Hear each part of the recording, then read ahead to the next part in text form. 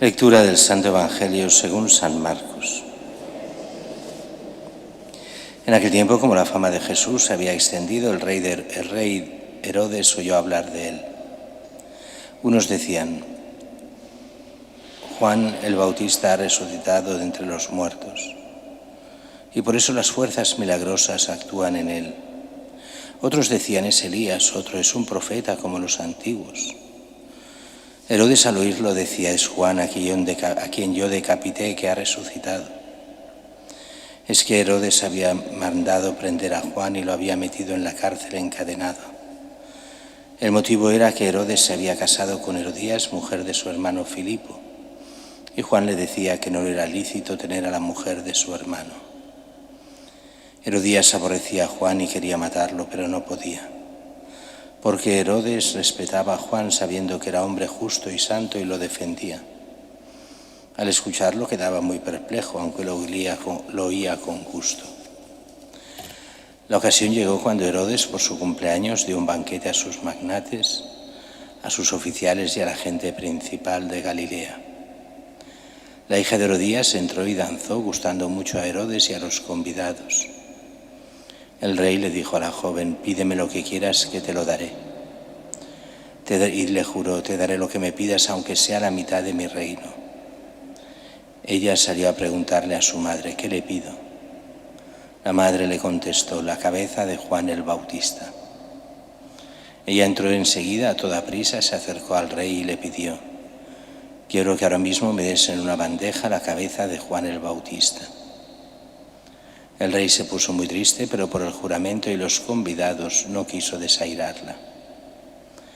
Enseguida le mandó a uno de los guardias de su guardia a que trajese la cabeza de Juan. Fue, lo decapitó en la cárcel, trajo la cabeza en una bandeja y se la entregó a la joven. La joven se la entregó a su madre. Al enterarse sus discípulos, fueron a recoger el cadáver y lo pusieron en un sepulcro. Palabra del Señor. Gloria a ti, Señor Jesús.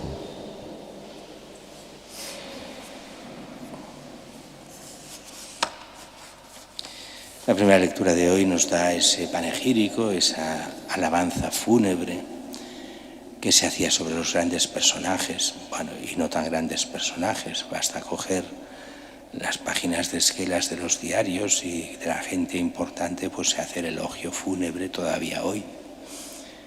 Y eso lo vemos cada día. En ese elogio fúnebre, pero con una diferencia. Donde habla de Dios, y los elogios fúnebres de hoy en día, Dios queda fuera. El Señor le perdonó sus pecados, dice, y exaltó su poder para siempre. Aquí nos habla de todos esos momentos en los que ante el pecado de David se arrepiente, pide perdón, es perdonado, y esas promesas que se dan a David, que aquí es Antiguo Testamento, pero las promesas ya se refieren al Mesías, al Cristo, al que ha de venir, y será en realidad en Jesús, el que es el descendiente de David, el hijo de David. Bueno, mientras que el Evangelio de hoy es esa historia de Juan Bautista que hemos oído tantas veces, la decapitación de Juan Bautista, este Herodes, que oye hablar de Jesús y está convencido de que Juan Bautista ha resucitado. Herodes era un mal tipo, lo sabemos todos por la historia.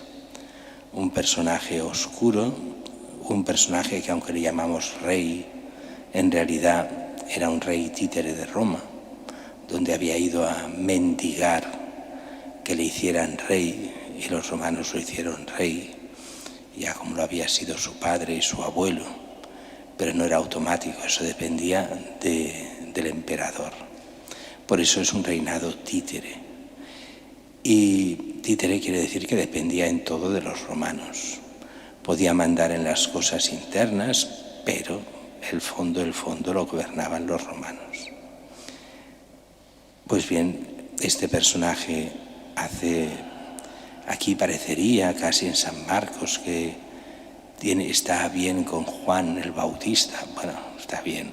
Juan el Bautista lo ha criticado duramente por haberse casado con la mujer de su hermano, cosa que no era lícita. Hoy en día dirían, ¿por qué se mete Juan Bautista en estas cosas? Esto es moral privada, uno se ha de meter en la moral pública, en lo que uno hace públicamente, pero la moral privada. Pues Jesús dirá de él que es el mayor de los hombres, y porque todo lo que hacen privadamente los políticos, los reyes, influye en todo lo que hacen sus súbditos. Por eso los que gobiernan han de ser modelo en todo. Cuando su moralidad es absolutamente discutible, no merecen para nada el cargo, porque destrozan al pueblo, y el pueblo siempre es el que acaba pagando todos los platos rotos de los gobernantes, todas las épocas, en todos los lugares. Y especialmente en la Escritura eso sale siempre. Los gobernantes hacen el mal, ¿quién se la carga? El pueblo. En parte porque el pueblo no ha sabido responder. El único que lo critica es Juan. Claro que va a la cárcel y se la juega. Y crea ese odio que hace que lo maten. Y vemos cómo es el estilo de Herodes, un estilo mentiroso, falso. Hace esta fiesta, se enamora de su hijastra. Te daré lo que quieras, después de verla danzar y bailar. Y va a consultar a la madre. Te daré lo que quieras, aunque sea la mitad de mi reino. Y lo dice en público. ¿Qué va a dar la mitad de su reino si no es suyo, sino de los romanos? Es un mentiroso que no tiene ese poder de poder dar la mitad de su reino.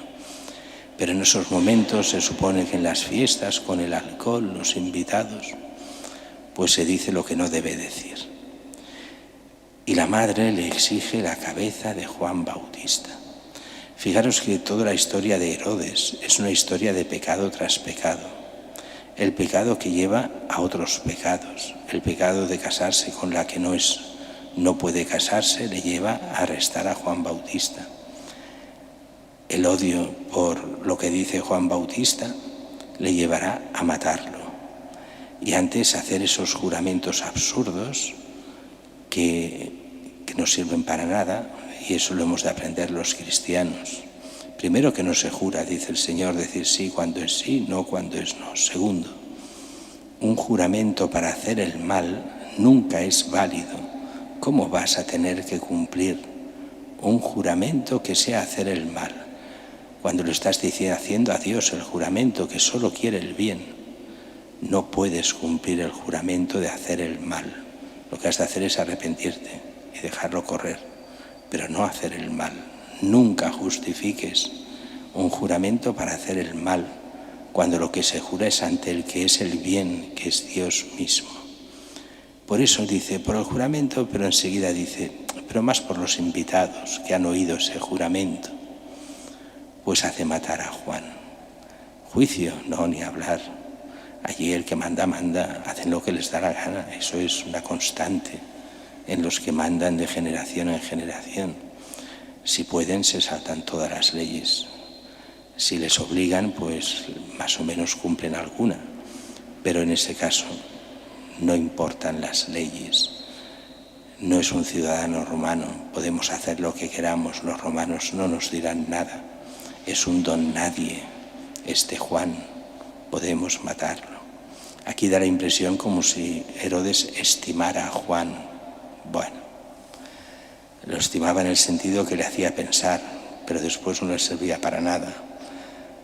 Recordemos que Jesús despreciará profundamente a Herodes, hasta lo insultará y dirá, no me acuerdo ya qué palabras contra él, y cuando lo llevan a Herodes, a que Herodes se divierta como si fuera Jesús un mono de feria, Jesús será el único personaje al cual no le dice absolutamente nada, no le responde.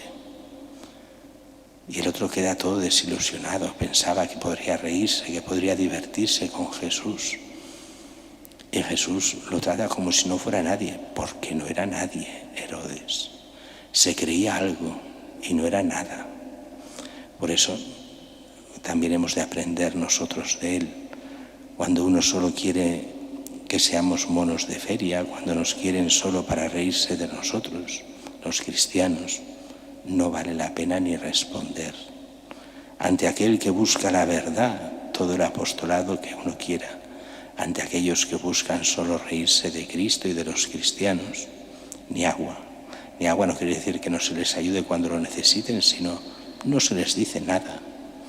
No vale la pena hablar para que se burlen de uno, porque no es de Dios eso. No merecen nada, no se les da nada de la fe porque son incapaces de oír, están encerrados en sí mismos. Estos textos nos iluminan y mucho para entender cómo ha de actuar el cristiano, de actuar como Cristo, buscando el bien y hablando con todos aquellos que tengan buena voluntad, pero ante aquellos que se creen superiores a Dios, que creen que gobiernan y hacen y deshacen como quieren, no vale la pena ni hablar con ellos. Que se den cuenta que ante Cristo no son nada. Y eso es importante. Cuando estamos lo peor es esos cristianos absurdos que están al servicio del poder y del poder ateo. Esos son los peores de todos. Y muchas veces lo hacen pensando que sacarán algún bien por la Iglesia. Es mentira. Jesús no hizo jamás eso, sabía que no servía para nada, sino que vino para poder llegar a todos los hombres de buena voluntad.